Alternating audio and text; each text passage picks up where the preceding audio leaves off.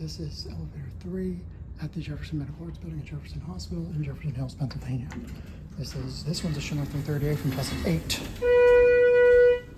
Go to 2. Ground, I believe, is locked. I'll try it on the way down. Here we go.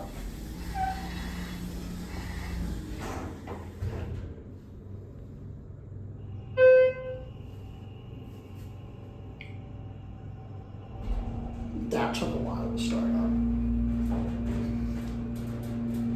Here too, not even that far of a distance. I think this one goes faster. Yeah, ground's actually back down to 1.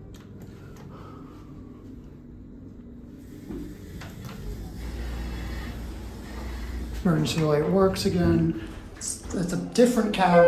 Obviously, it's a Schindler on notice, but it's like this laminate rusty cab. Interesting choice. For here we got 1.